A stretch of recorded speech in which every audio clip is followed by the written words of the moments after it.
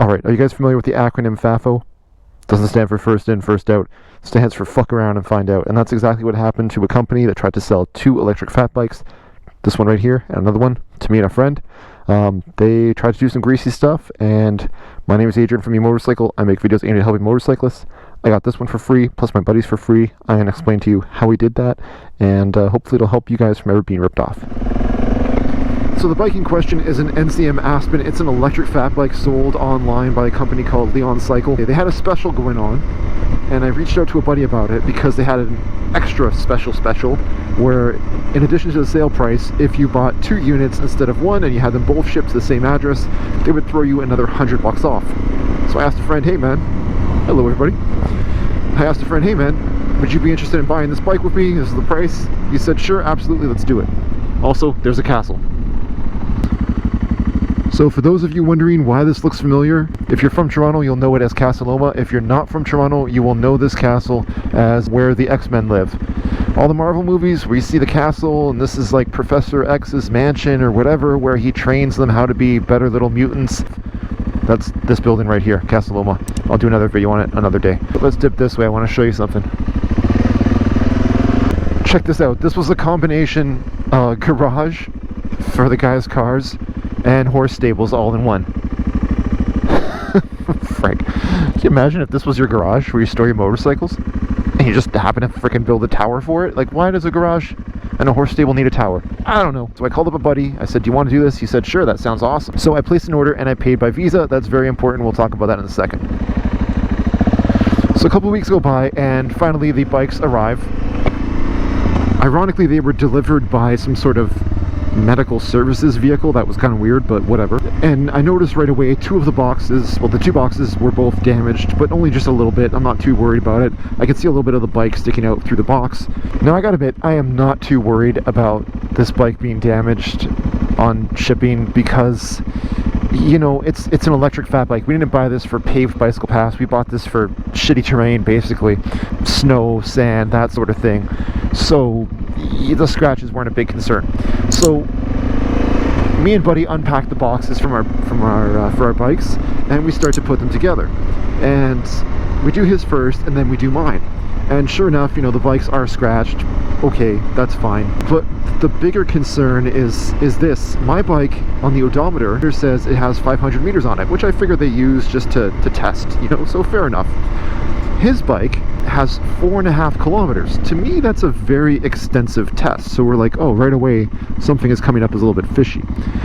Then, to make it worse, we go for a ride right away, and we can notice immediately that his electric motor is making a weird grinding sound versus mine is very, very smooth. You just have the normal kind of whoosh. It's making a crunching sound, right? It sounds like it's chewing up gears or something. I don't know what it's doing. You know, get back home, and the first thing I do is I email customer service and I say, hey, we got these problems. Both bikes arrived a little bit damaged. The box came up a little bit damaged. But more importantly, his has 4.5 kilometers. Mine has 0.5 kilometer. And most concerningly, his makes this weird motor noise. And I gotta say that customer service from Leon Cycle at this point was really good still, because they emailed back right away saying, hey, can you send us some closer up pictures so we can see the damage, whatever. I sent him the pictures. 2 hours later, he replies to me, yeah, you know, that many kilometers on one of them isn't really acceptable. Let me escalate this and we will get back to you as soon as I, you know, get to a manager or whatever the story was. I'll post a screenshot on the screen there. A week goes by, and I'm one of those people who I set calendar reminders for fucking everything. So I follow up with them. I say, hey, it's been a week. I have gotten no updates from you guys. Like, what's going on? Nothing. So I just set my calendar on repeat. A week goes by. We're on week 2 now. I send a message again. Hey, I've heard nothing from you guys. What's going on? Nothing. Silence. Right? They're at this point, I'm like, are these guys just avoiding me? So the next time my reminder goes off, I call up my buddy, and I'm very naive at this point. So I'm like, you know what? I'll give them the benefit of the doubt. Maybe there's just something wrong with my email address. Maybe the system blocked me or something. I don't know. So I asked my buddy, who bought the second bike, I said, hey, would you mind sending them an email? Because maybe they just aren't getting emails from me. And he sends them an email, and of course they ignore him too. So at this point now I gotta escalate it because, again, fuck around and find out. So we escalate it, which is basically me just finding every single platform where you can ever review this company and leaving them a review basically saying, hey, like, this is what happened, this motor makes this sound, please get back to me. It's been 3 weeks. Nothing. I checked back a couple days later. There are new replies, like new reviews since mine, and they've been replying to the new reviews. They've just been ignoring my review. At this point now, I know that they are definitely just ignoring me purposefully. I know that, you know, there's no more being naive. These guys are just deliberately avoiding me. Fine. Now I gotta escalate it because there's like Facebook groups for people who have this bike. So I reach out on these Facebook groups and I just share the story of what happened to let other people know, like, hey, you might not want to mess with these guys. I know they're the only people who carry this bike, but, you know, here's my experience. Someone sends me a DM and says, hey, Adrian, why don't you file a claim with your credit card company? They'll probably give you your money back. And I'm like, what?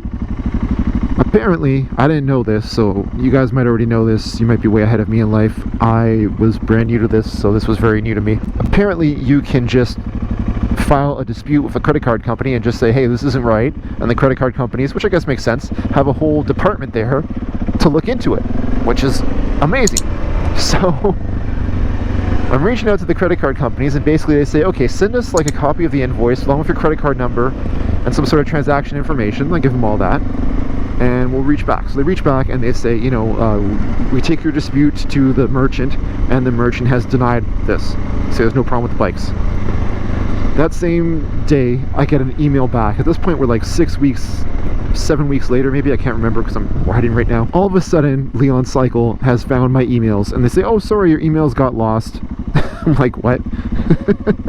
How do my emails get lost?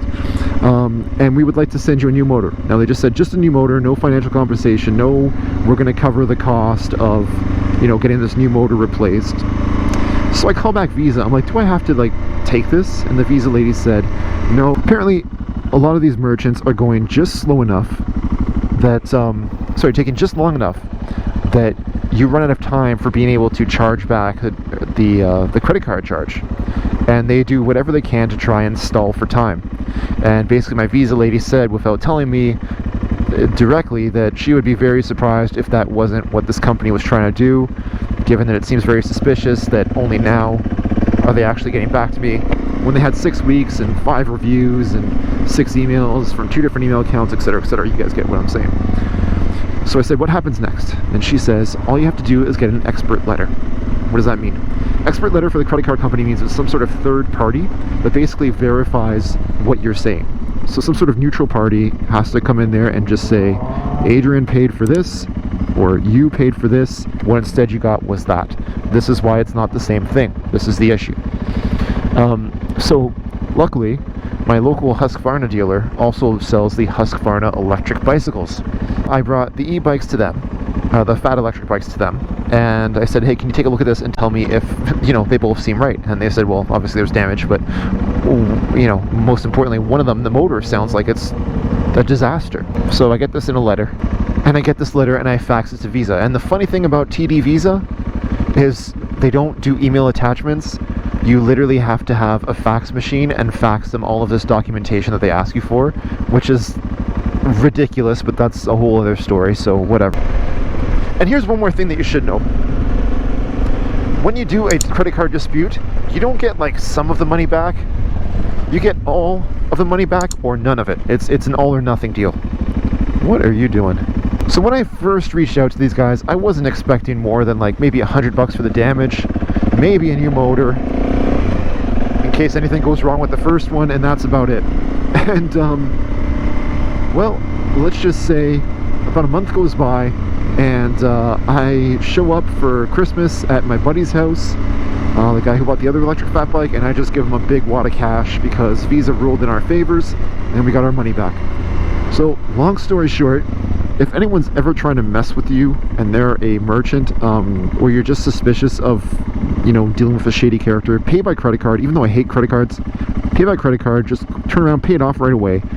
but just that way you know that you have a little bit of protection. So if you are being dicked around, you can file a dispute, you can protect yourself. If you found this video helpful, please do me a big favor, hit the thumbs up button. That would really mean a lot to me. I really appreciate you guys' support. If you want more content aimed at helping motorcyclists, please hit subscribe, and that's about all. Ride safe, guys. Peace.